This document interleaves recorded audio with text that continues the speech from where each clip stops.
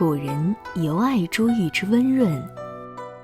唐有李白用咳唾落九天，随风生珠玉，形容受宠之美人。宋有苏轼作不羡千金买歌舞，一篇珠玉是生涯，抒发诗意人生。清代大医张锡纯更是用珠玉二宝来命名一道药膳粥食。薏米为珠，山药为玉，一碗浸满薏米和山药的珠玉二宝粥，能为燥火之口舌带来一丝温润。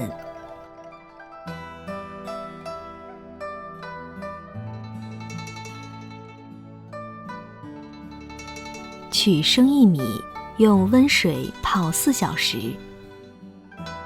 薏米沥水健脾除痹，圆润纯白如珍珠，自夏朝至今已闪烁4000年。鱼母吞薏米而生羽虽为传说，但薏米却是夏朝的图腾植物。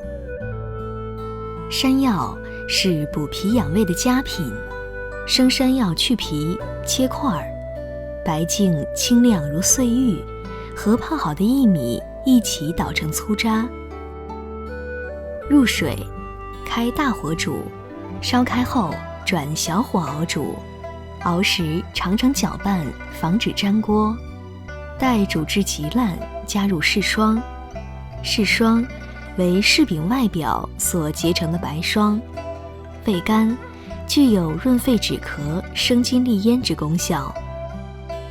热气氤氲着跳珠溅玉，一抹柿霜给清白温润增加了甘甜，使一碗滋阴润燥的粘稠热粥也抵得秋之燥甘，开启一日清爽。